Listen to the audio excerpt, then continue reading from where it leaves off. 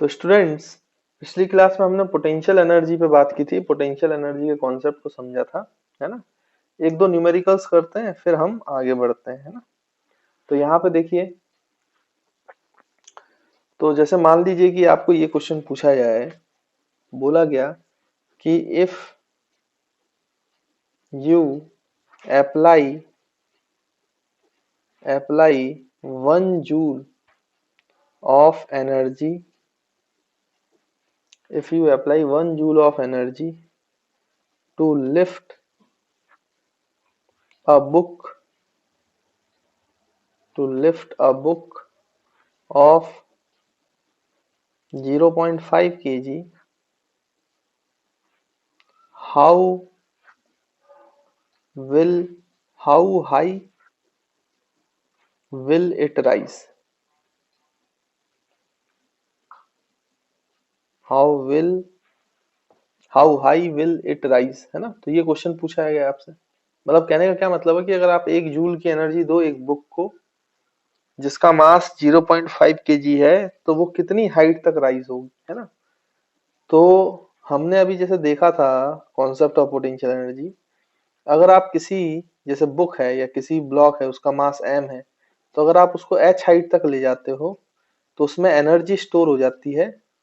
कितनी एनर्जी हो जाती है? एनर्जी स्टोर हो जाती है mgh, है ना। उसमें पोटेंशियल एनर्जी स्टोर हो जाती है mgh। और जो पोटेंशियल एनर्जी स्टोर होती है वही तो एनर्जी दी होगी ना, जो एनर्जी दी गई होगी बुक को वही स्टोर हुई। तो हम ये बोल सकते हैं कि द एनर्जी यूज्ड, जो आप ये एनर्जी यूज कर रहे हो ये स्टोर हो गई in the form of potential energy, है ना। तो हम यहाँ पे लिख सकते हैं the energy used is stored as the potential energy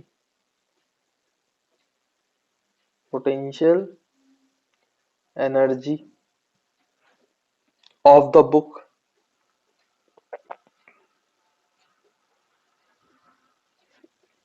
तो आप ये बोल सकते हो जो पोटेंशियल एनर्जी mgh है वो उसके बराबर है जो आपने दी हुई है, डेट इज 1 जूल। तो ये लिख दिया। अब मास आपको पता है भाई, कितना मास है? 0.5 kg, है ना बच्चों। g की वैल्यू 10 और h निकालना है तो h हम निकालेंगे। तो ये हो गया कितना भाई? 1। अब आप इसको फर्दर सॉल्व करोगे तो h की वैल्यू आ जाएगी कितना बच्चों? ये 10 इंटू 0.5 तो ये 5 आ जाएगा, तो 5 डिवाइड हो जाएगा तो h आ जाएगा 1/5 मीटर्स। और अगर इसको फर्दर सॉल्व करोगे तो 0.2 मीटर्स। तो इतनी हाइट तक जो है बुक लिफ्ट हो पाएगी। तो this is the answer to this problem. तो आई होप आपको क्वेश्चन क्लियर हुआ। तो देखिए बच्चों, आपको अब ये क्वेश्चन पूछा गया है, इसको सॉल्व करना है। बोला गया है कि एक मैन है, a man throws a mass of 2 kg vertically upward. तो मैन है वो 2 kg मास को वर्टिकली अपवर्ड फेंकता है। कितनी रफ्तार से फेंकता है? विद अ वेलोसिटी 20 मीटर पर सेकंड। तो आपसे बोला गया कि what is the potential energy of mass after 1 second. तो 1 सेकंड के बाद उसकी पोटेंशियल एनर्जी क्या होगी? तो कैसे करना है बच्चों सॉल्व? यहाँ पे कोई मैन है, उसने बॉल को ऊपर फेंका 20 मीटर पर सेकंड से। तो अगर इसको रेफरेंस लेवल मान लिया जाए तो मान लो जब 1 सेकंड हुआ, t इक्वल टू 0 पे फेंका, 1 सेकंड पे अगर उसने कितना डिस्प्लेसमेंट h हाइट कवर कर ली है, तो h हाइट अगर कवर कर ली है और नीचे रेफरेंस लेवल मान रहा है, तो h हाइट ऊपर उसका जो पोटेंशियल एनर्जी हो जाएगा वो mgh हो जाएगा। तो ये अगर ये h निकाल लें तो हमारा काम बन जाए। अब h कैसे निकालेंगे? तो इक्वेशन ऑफ मोशन लगाओ भाई, हमने तो पढ़ा ही हुआ है मोशन अंडर ग्रेविटी में equation of motion.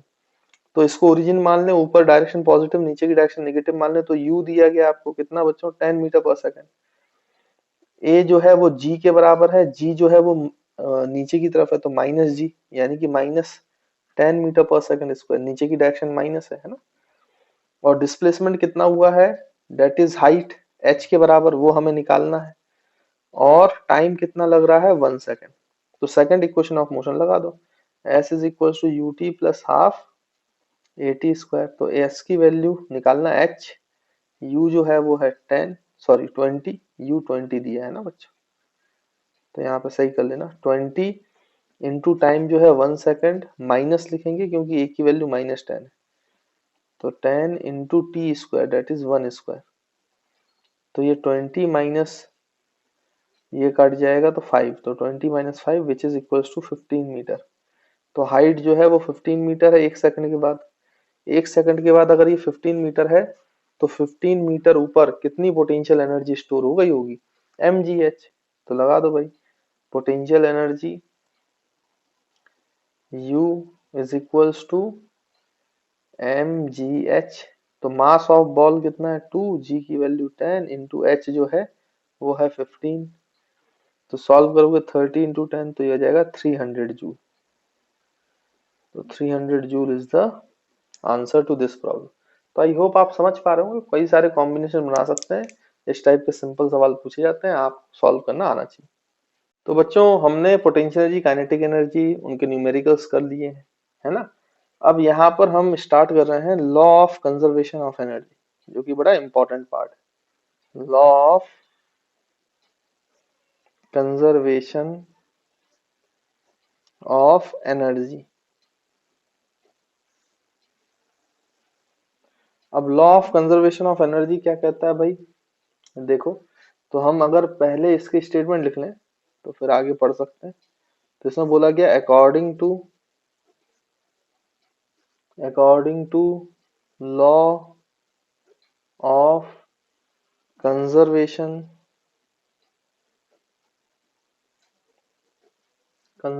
Of energy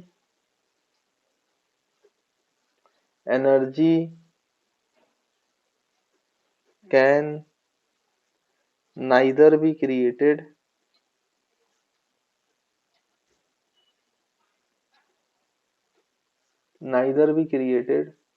nor be destroyed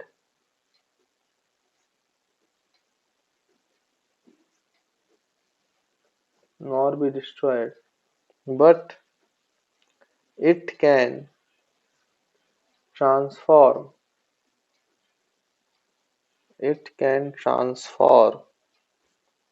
from one form to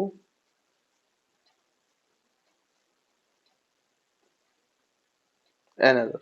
यानी कि आप जो है एनर्जी को क्रिएट नहीं कर सकते हो, ना ही उसको डिस्ट्रॉय कर सकते हो। केवल और केवल ये हो सकता है कि एक फॉर्म से दूसरे फॉर्म में एनर्जी कन्वर्ट हो जाए, है ना। वन फॉर्म से अदर फॉर्म में कन्वर्ट करते हैं एनर्जी। जैसे बच्चों अगर मैं आपसे कुछ एग्जांपल शेयर करूं, जैसे जनरेटर होता है, तो जनरेटर क्या करता है कि जनरेटर में अगर आप मैकेनिकल एनर्जी देंगे, तो जनरेटर जो है इसको वो कन्वर्ट कर देगा किसमें, ट्रांसफॉर्म कर देगा इलेक्ट्रिकल एनर्जी में। तो जनरेटर ऐसी डिवाइस है जिसमें जो मैकेनिकल एनर्जी है, एनर्जी क्रिएट नहीं होती, डिस्ट्रॉय नहीं होती, केवल इतना होता है कि वो इलेक्ट्रिकल एनर्जी से किसमें कन्वर्ट हो जाता है बच्चों, इलेक्ट्रिकल एनर्जी। मैकेनिकल एनर्जी से कन्वर्जन किसमें हो जाता है, इलेक्ट्रिकल एनर्जी में। वैसे और भी चीजें हैं, जैसे आपका हो गया भाई, मान लीजिए कि लेट सपोज मोटर, तो मोटर जो है वो जनरेटर का उल्टा काम करता है। अगर आप इसमें इलेक्ट्रिसिटी दोगे तो फैन चल जाएगा, तो वो फैन का मोटर ही तो है। तो आप अगर इसमें इलेक्ट्रिकल एनर्जी दे रहे हो तो वापस आपको कौन सी एनर्जी मिलेगी भाई, मैकेनिकल एनर्जी। मैकेनिकल एनर्जी यहाँ पे क्या मतलब है बच्चों, कि sum of kinetic energy and potential energy. Kinetic energy का सम और पोटेंशियल एनर्जी का सम जो है वो मैकेनिकल एनर्जी कहलाती है ना। तो चाहे तो आप इसको लिख लें यहाँ पर कि मैकेनिकल एनर्जी का क्या मतलब है, मैकेनिकल एनर्जी। तो मैकेनिकल एनर्जी में लिख सकते हो the sum of kinetic energy and potential energy, the sum of kinetic energy and potential energy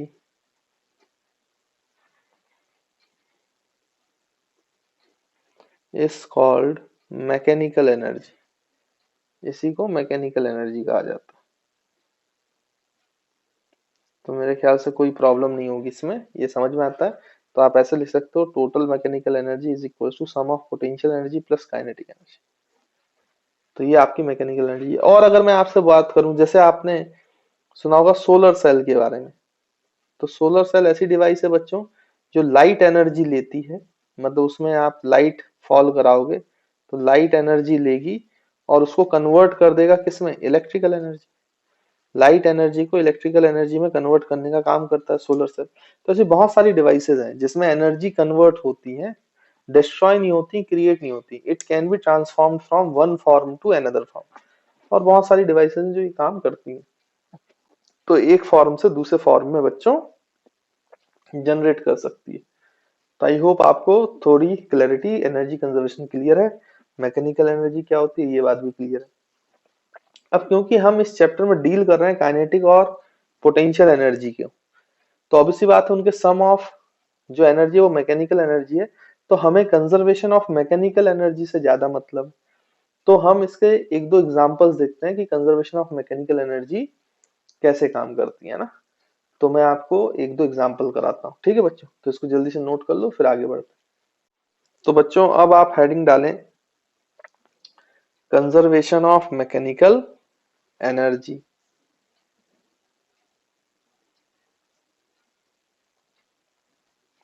conservation of mechanical energy. तो यहाँ पे इसमें जो पहला एग्जांपल है वो है a ball is dropped from some height. A ball is dropped, तो बच्चों एग्जांपल है a ball is dropped from some height. ठीक है, तो इसकी बात करें तो इसका मतलब हम एक बॉल को जो है वो हाइट से ड्रॉप करेंगे। तो मान लीजिए कि ये सरफेस है अर्थ की, और यहां से आपने इसको बच्चों कैपिटल एच हाइट से जो है वो ड्रॉप किया। तो यहां से इसको ड्रॉप किया मतलब इसकी इनिशियल वेलोसिटी भाई 0 है। ड्रॉप करोगे तो ये नीचे आएगा, है ना स्टूडेंट्स।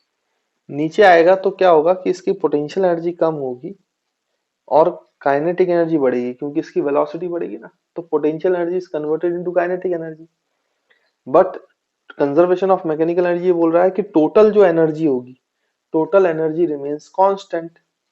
भाई तभी तो कंजर्व हुई ना, टोटल एनर्जी चेंज नहीं होगी बच्चों। ऊपर से नीचे आते समय जो है काइनेटिक एनर्जी पोटेंशियल एनर्जी में कन्वर्ट हो जाएगी, लेकिन टोटल एनर्जी रिमेन्स कांस्टेंट, वो थोड़ी ना चेंज होगी, क्योंकि एनर्जी डिस्ट्रॉय नहीं हो सकती, क्रिएट नहीं हो सकती, सिर्फ कन्वर्जन हो सकता है। तो टोटल एनर्जी तो वही रहेगी। तो अगर हम ये प्रूफ कर लेते हैं कि हर पॉइंट पे टोटल एनर्जी की वैल्यू सेम है, तो इसका मतलब कंजर्वेशन ऑफ एनर्जी जो है वो प्रूफ हो जाएगा, है ना। और हमारा यहाँ पे कंजर्वेशन ऑफ मैकेनिकल एनर्जी आपका बन जाएगा। तो देखो कैसे कर सकते हैं। तो हम यहाँ पे बच्चों 3 पॉइंट्स ले लेते हैं। पहला पॉइंट ए यहाँ ले लेते हैं, फिर एकदम ग्राउंड पे जो पॉइंट ले लेते हैं उसको बी लेते हैं, और जो एक मिड पॉइंट है, मिड पॉइंट इनके बीच का पॉइंट, मिड पॉइंट, तो मिड पॉइंट है तो ये कितनी हाइट पे होगा बच्चों, h/2, तो इसको सी ले लेते हैं, ऐसा ले लेते हैं। अब ए बी सी पे टोटल एनर्जी निकालो, अगर वो सेम आ रही है इसका मतलब टोटल एनर्जी रिमेन्स कांस्टेंट, मतलब एनर्जी जो है वो कंजर्व्ड है, क्रिएट नहीं हो रही है, डिस्ट्रॉय नहीं हो रही है, और केवल एक फॉर्म से दूसरे फॉर्म में ट्रांसफॉर्म हो रही है। तो चलिए देखते हैं, निकालते हैं एक एक पॉइंट पे। तो सबसे पहले ए पॉइंट की बात करते हैं। तो ए पॉइंट की अगर हम बात करें बच्चों, तो ए पॉइंट, पॉइंट ए पे टोटल एनर्जी निकालेंगे। तो पॉइंट ए पे पहले दोनों एनर्जी निकालनी पड़ेगी, काइनेटिक एनर्जी। तो ड्रॉप किया है तो यहाँ पे वेलोसिटी 0 है, तो kinetic energy at A point is 0। और अगर हम potential energy eight point A बोले तो ये नीचे अगर हमने रेफरेंस लेवल माना है तो इससे एच हाइट ऊपर है, तो ये है mgh, बॉल का मास जो है वो m है। तो टोटल एनर्जी एट ए कितना हो जाएगा भाई, kinetic energy at A plus potential energy at A which is equals to mgh। चलिए ये तो हमारे पास ए की जो है टोटल एनर्जी आ गई। अच्छा पॉइंट बी पर प्रूफ करें, पहले पॉइंट बी पे प्रूफ करेंगे फिर सी पे आएंगे। पॉइंट बी पर आप ध्यान से देखो, तो ये क्योंकि रेफरेंस लेवल पे आ गया है तो पॉइंट बी पे पोटेंशियल एनर्जी तो 0 हो गई, बट इसकी नीचे की तरफ वेलोसिटी होगी जब ये गिरेगा, तो काइनेटिक एनर्जी होगी। तो काइनेटिक एनर्जी एट बी कितनी होगी बच्चों, हाफ एम वी स्क्वायर। तो टोटल एनर्जी दोनों का सम होगा, तो टोटल एनर्जी एट बी हो जाएगी हाफ एम वी स्क्वायर। तो आप बोलोगे सर कहाँ बराबर आया, जबकि दोनों जगह पे टोटल एनर्जी बराबर होना चाहिए था। बच्चों वो बराबर है, आपको दिखा नहीं, वो हम अब देखेंगे कि कैसे बराबर होगी। आपको पता है जब भी कोई बॉल अगर h हाइट से ड्रॉप हो, h हाइट से ड्रॉप हो, तो उसकी रफ्तार, याद करो बच्चों मोशन अंडर ग्रेविटी में मैंने सिखाया था ये फॉर्मूला, उसकी वेलोसिटी अंडर रूट 2gh होती है। कोई बॉल अगर h हाइट से ड्रॉप कर जाए तो उसकी रफ्तार जो होती है वो अंडर रूट 2gh हो जाती है। ये मैंने आपको पहले सिखाया हुआ है। यानी यहाँ पर बी पॉइंट पे रफ्तार जो है वो कितना है बच्चों, अंडर रूट 2gh। तो यहाँ पे वैल्यू पुट करो आप। तो अगर आप यहाँ पे वैल्यू पुट करते हो तो हाफ एम वी स्क्वायर है ना, तो वी का स्क्वायर करोगे तो रूट हट जाएगा, तो यह आ जाएगा 2gh। तो 2 और 2 जो है वो कैंसिल हो गया, तो ये कितना बचेगा mgh। तो टोटल एनर्जी एट बी जो है वो potential energy at B plus kinetic energy at B, तो ये भी कितना आ रहा है भाई, mgh आ रहा है। देखो जो ए पे टोटल एनर्जी है वही बी पर है, तो इससे कंजर्वेशन ऑफ एनर्जी प्रूफ हो रहा है ना भाई, सेम एनर्जी। यानी कि पोटेंशियल एनर्जी जो है वो पूरी की पूरी किस में कन्वर्ट हो गई, काइनेटिक एनर्जी में। ए पर पोटेंशियल एनर्जी थी, काइनेटिक नहीं थी। बी पर काइनेटिक एनर्जी है, पोटेंशियल एनर्जी नहीं है। यानी कि नीचे आते हुए पोटेंशियल एनर्जी पूरी की पूरी किस में कन्वर्ट कर गई बच्चों, आपकी काइनेटिक एनर्जी में, है ना। इसका मतलब ये सी पर प्रूफ करते हैं। पॉइंट सी ले लो भाई, तो पॉइंट अगर आप सी ले लोगे तो सी पॉइंट पर वो ड्रॉप कितना कितना ड्रॉप हुआ है बच्चों, h/2 हाइट, और h/2 क्योंकि मिड पॉइंट है, तो यहाँ पे रफ्तार मान लो v1 है, तो v1 कितना हो जाएगा, क्योंकि अब ये कितना ड्रॉप हो रही है h/2, तो होगा अंडर रूट 2g/2। तो 2 कैंसिल, तो आएगा रूट gh। तो मिड पॉइंट पे बॉल की रफ्तार जो है वो अंडर रूट gh है। तो पोटेंशियल एनर्जी लिखो सी पर, तो क्योंकि ये h/2 हाइट पर है तो ये हो जाएगा mgh/2। फिर ये काइनेटिक एनर्जी एट बी है, तो हम सी है सॉरी, तो ये लिखेंगे half m v one square, C पर वी1 वेलोसिटी है, और अगर आप उसको सॉल्व करो तो ये अंडर रूट जी एच है, तो हो जाएगा half g h m g h, half m g h, है ना, क्योंकि v1 स्क्वायर है तो रूट हट जाएगा, जी एच बचेगा। तो ये mgh/2, ये भी mgh/2, तो टोटल एनर्जी एट सी निकालना है, तो लिखेंगे mgh/2 potential energy plus kinetic energy, वो भी mgh/2 है, तो ये आ जाएगा mgh। देखो फिर से वही आ रहा है भाई, यानी कि potential energy can be converted into kinetic energy and kinetic energy can be converted into potential energy, but total energy remains always same, so that we can say that energy is neither be created nor be destroyed। तो conservation of energy proof हो रहा है ना। और आप चाहें तो अब बच्चे बोलते हैं कि सर ये तो आपने ऐसे ही पॉइंट्स ले लिए सिंपल सिंपल वाले, हमें आप बता देते हैं हम भी निकाल लेते, उसमें कोई बड़ी बात नहीं। मैं तो आपको बोलता हूँ किसी भी पॉइंट पे देख लो ना, आपको मैं किसी पॉइंट पे बना सकता हूँ प्रूफ करके, किसी पॉइंट पे प्रूफ कर सकता हूँ। जैसे मान लो इस पॉइंट पे प्रूफ करना, कोई भी पॉइंट है डी, हमें नहीं पता कि वो कहाँ है, कैसा है, मिड पॉइंट है, कुछ भी नहीं पता हमें, डी के बारे में कुछ भी नहीं पता, तो हम ये मान रहे हैं कि डी जो है वो ऐसे नीचे से ऊपर से मान लो नीचे की तरफ ये x दूरी पर है, x दूरी पर मान लेते हैं ऐसा। तो भाई नीचे से ये कितनी दूरी हो जाएगी, h minus x.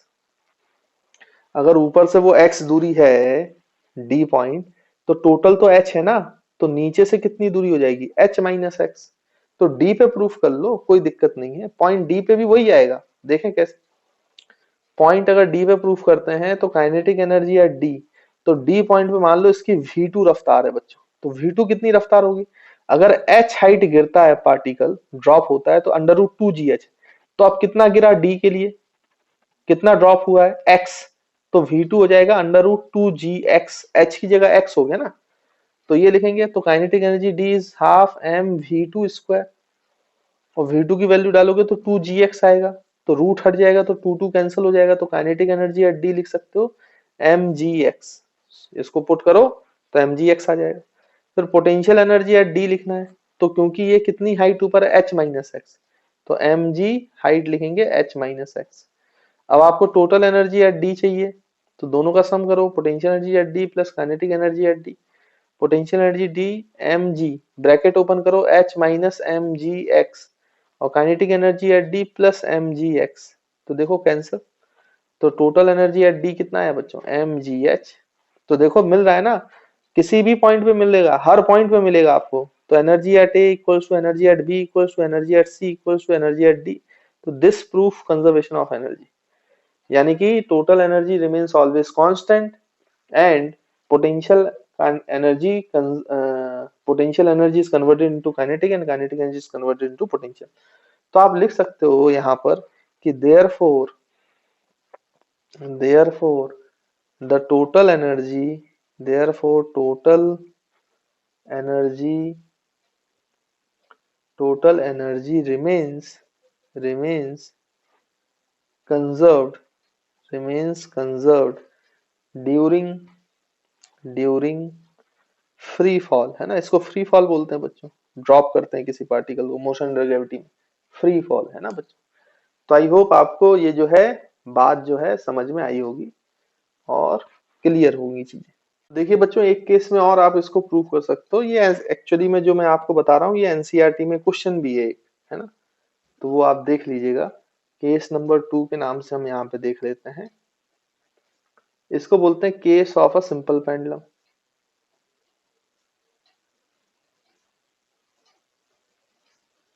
Case of a simple pendulum. तो सिंपल पेंडुलम क्या होता है पहले ये समझ लेते हैं। तो होता क्या है कि किसी भी ऐसे एक स्ट्रिंग से एक अगर आप पार्टिकल जोड़ दो जिसका मास m है, तो ये जो पार्टिकल है बच्चों इसको बोला जाता है बॉब, ये मास m है। अब आप इसको क्या करो कि किसी एंगल पे ले जाओ, अगर आप इसको किसी एंगल पे ले जाओगे ऐसे और यहां से रिलीज कर दोगे तो ये वापस नीचे आएगा, फिर नीचे आके वो ऐसे दूसरी साइड भी जाएगा, फिर यहां से फिर वापस नीचे आएगा, फिर ये दूसरी साइड जाएगा, तो ये ऐसे ऑसिलेट करेगा। तो इसी को बोलते हैं सिंपल पेंडुलम, है ना। तो मेरे ख्याल से सिंपल पेंडुलम की डेफिनेशन आपको क्लियर होगी, इसमें कोई दिक्कत नहीं है। ये जो पॉइंट है जहां पे ये जुड़ा होता है या हैंग होता है उस पॉइंट को बोलते हैं point of suspension. Point of suspension, बाकी मैंने बता ही दिया, इसको बॉब बोलते हैं। बॉब का मास m है, स्ट्रिंग है, स्ट्रिंग की लेंथ मान लीजिए कि l है ना। तो ये सारी चीजें आप ले सकते हैं। उसके बाद अगर आप ध्यान से देखें जब आपने इसको रिलीज किया तो अगर इसको रेफरेंस लेवल ले लिया जाए जहां पे वो बॉटम मोस्ट पॉइंट पर है, तो उससे आपने h हाइट पर ले गए, तो इस पॉइंट पर ये बच्चों अगर आप इस पेंडुलम को छोड़ दोगे ना तो ये पेंडुलम इस पोजीशन पे रहेगा। तो इस पोजीशन पे रहेगा तो ये जो पोजीशन है जिसपे वो रहे मतलब स्टेशनरी बना रहता है, अगर आप इसको छोड़ दोगे इस पोजीशन को बोला जाता है मीन पोजीशन। मीन पोजीशन, और मीन पोजीशन के दोनों तरफ वो जितने ऊपर जाएगा इनको कहा जाता है एक्सट्रीम पोजीशन। तो दो एक्सट्रीम पोजीशन होंगी, एक राइट साइड और एक लेफ्ट साइड, इसको बोलते हैं एक्सट्रीम पोजीशन, इसको ही बोला जाएगा एक्सट्रीम पोजीशन। तो मेरे ख्याल से बात क्लियर है आपको, है ना। अब यहां से जब आपने रिलीज किया बच्चों, तो रिलीज किया है तो एच हाइट ऊपर है, तो यहाँ पे इस एक्सट्रीम पोजीशन पे पोटेंशियल एनर्जी जो होगी बच्चों वो मैक्सिमम होगी, क्योंकि मैक्सिमम हाइट पर है, इससे ज्यादा हाइट तो इसकी बढ़ेगी नहीं, इतनी हाइट तक हम लेके आए थे फिर रिलीज कर दिया, तो पोटेंशियल एनर्जी मैक्सिमम, क्योंकि रिलीज किया है तो ये एक्सट्रीम पोजीशन में वेलोसिटी जीरो है, तो काइनेटिक एनर्जी जीरो है। पोटेंशियल एनर्जी मैक्सिमम है बट काइनेटिक एनर्जी जो है वो जीरो है। अब ये पार्टिकल जब इस तरफ आ रहा है, ऐसे इस तरफ आ रहा है, इस तरफ, तो ध्यान से देखो इसकी रफ्तार बढ़ रही होगी, जब ऐसे आता है तो इसकी रफ्तार वेलोसिटी बढ़ेगी और मीन पोजीशन पे वेलोसिटी जो है वो मैक्सिमम हो जाएगी। मीन पोजीशन पे वेलोसिटी मैक्सिमम हो जाएगी, तो वेलोसिटी मैक्सिमम हो जाएगी तो मतलब काइनेटिक एनर्जी मैक्सिमम हो गई, काइनेटिक एनर्जी बिकम्स मैक्सिमम। और जबकि ये रेफरेंस लेवल पे आ गई है तो पोटेंशियल एनर्जी जो है वो कितनी हो गई होगी बच्चों, जीरो। यानी कि यहां से आते समय हुआ क्या कि पोटेंशियल एनर्जी घट रही है, जब ये ऐसे आ रहा है तो पोटेंशियल एनर्जी यहां से यहां आते वक्त घट रही है और काइनेटिक एनर्जी बढ़ रही है। फिर मीन पोजीशन पे काइनेटिक एनर्जी मैक्सिमम हो जाती है क्योंकि वेलोसिटी मैक्सिमम हो जाती है, और पोटेंशियल एनर्जी रेफरेंस लेवल पे आता है तो जीरो। तो देखो यहाँ भी एनर्जी का कंजर्वेशन ही एनर्जी का ट्रांसफॉर्मेशन ही तो होता है। पोटेंशियल एनर्जी घट रही है तो काइनेटिक एनर्जी बढ़ रही है, फिर पोटेंशियल एनर्जी जीरो हो जाती है तो काइनेटिक एनर्जी जो है वो मैक्सिमम होती है, बट टोटल एनर्जी रिमेन्स हमेशा कांस्टेंट। टोटल एनर्जी में चेंज नहीं आया, टोटल एनर्जी हमेशा कांस्टेंट है ना। ये बात आपको ध्यान में रखनी है। उसके बाद फिर क्या होगा, फिर ये जो बॉब है ये इस तरफ जाएगा, क्योंकि इसके पास वेलोसिटी तो है, ये ऐसे ऊपर जाने की कोशिश करेगा। जब ये ऊपर जाएगा तो हाइट बढ़ेगी, हाइट बढ़ेगी मतलब पोटेंशियल एनर्जी बढ़ रही है, लेकिन धीरे धीरे इसकी स्पीड घटेगी घटेगी, क्योंकि फिर वो एक पॉइंट पे आके इसकी स्पीड जीरो होगा जब एक्सट्रीम पोजीशन पे पहुंच जाएगा। तो पोटेंशियल एनर्जी बढ़ रही है, पोटेंशियल एनर्जी बढ़ रही है, और काइनेटिक एनर्जी जो है बच्चों ऊपर जाते हुए घट रही है। अब पोटेंशियल एनर्जी बढ़ रही है, काइनेटिक एनर्जी घट रही है, जब यहाँ पे पहुंचा तो यहाँ पे वेलोसिटी फिर से जीरो हो गई एक्सट्रीम पोजीशन पे, और अगर जीरो हो गई तो यहाँ पे पोटेंशियल एनर्जी जो है वो अपने मैक्सिमम पे है, मैक्सिमम हो गया, और काइनेटिक एनर्जी जो है वो जीरो हो गई। तो दोनों एक्सट्रीम पोजीशन पे पोटेंशियल एनर्जी मैक्सिमम है, काइनेटिक एनर्जी जीरो है। अब क्या होगा, अब वो वापस आएगा। जब ये वापस ऐसे आएगा बच्चों नीचे की तरफ, तो फिर से देखो इसकी स्पीड बढ़ेगी और पोटेंशियल एनर्जी घटेगी। तो अब पोटेंशियल एनर्जी घटेगी और स्पीड बढ़ेगी तो काइनेटिक एनर्जी बढ़ेगा, और मीन पोजीशन पे फिर से वेलोसिटी मैक्सिमम होगी तो काइनेटिक एनर्जी मैक्सिमम होगी और पोटेंशियल एनर्जी जीरो हो जाएगा। तो वापस कन्वर्जन किसका हुआ, kinetic potential energy is converted into kinetic energy. फिर जब ये यहाँ से वापस ऊपर जाएगा बच्चों, तो अब ये हाइट बढ़ रही है तो पोटेंशियल एनर्जी बढ़ेगा, तो वेलोसिटी घटने लगेगी तो काइनेटिक एनर्जी घटेगी, और फिर ये वेलोसिटी जीरो होगी तो potential energy becomes maximum and kinetic energy becomes zero, और फिर से यही प्रोसेस चलेगा। तो ये पूरा एक चक्कर जब होता है इसको बोलते हैं वन साइकिल, और इसमें जितना टाइम लगता है बच्चों उसको बोला जाता है टाइम पीरियड, है ना। तो मेरे ख्याल से आपको सिंपल पेंडुलम में भी एनर्जी कंजर्वेशन समझ में आएगा कि टोटल एनर्जी रिमेन्स हमेशा कांस्टेंट है, बट मीन पोजीशन से एक्सट्रीम पोजीशन या एक्सट्रीम पोजीशन से मीन पोजीशन में काइनेटिक एनर्जी और पोटेंशियल एनर्जी के बीच में ट्रांसफॉर्मेशन चल रहा है लगातार, है ना। तो kinetic energy is converted into potential and potential energy is converted into kinetic energy. तो बाकी इसका बच्चों आपको आंसर लिखना होता है तो आप इस तरीके से जो मैंने एक्सप्लेन किया उसको लिख सकते हैं, 8-10 लाइनों में लिख दोगे तो काफी है, सफिशियंट है। तो मेरे ख्याल से उसमें कोई प्रॉब्लम होनी नहीं चाहिए। देखो बच्चों ये जो मैंने एक्सप्लेन किया है ये आप लिख सकते हो, बस लास्ट में एक ऐसे कंक्लूजन टाइप का मैं पॉइंट यहाँ पे लिख देता हूँ जो लिखना चाहिए आपको। इसमें आप बोल सकते हो कि we observe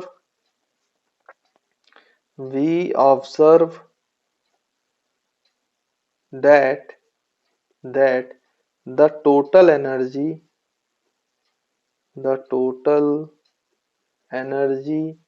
is same at extreme position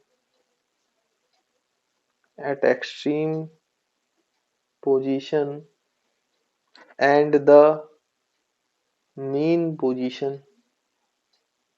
extreme positions लिख लो क्योंकि दो एक्सट्रीम पोजीशन है, और मीन पोजीशन लिख लो, तो जब कैलकुलेट किया जाता है तो ये दोनों सेम आते हैं, है ना। तो extreme position and mean position, full stop. फिर आप लिख सकते हैं कि calculate if we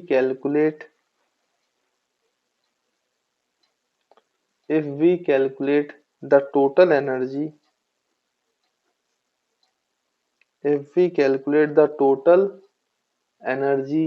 at any intermediate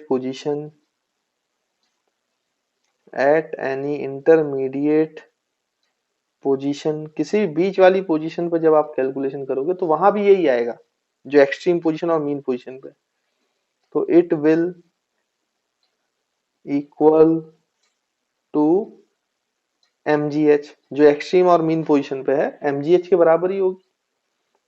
तो हम यहाँ पे लिख सकते हैं कि this is an example of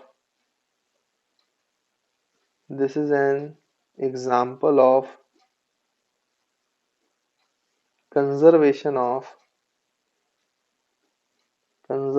of mechanical energy, है ना। तो ये हम लिख सकते हैं। तो आई होप बच्चों आपको पॉइंट क्लियर हो गया हो।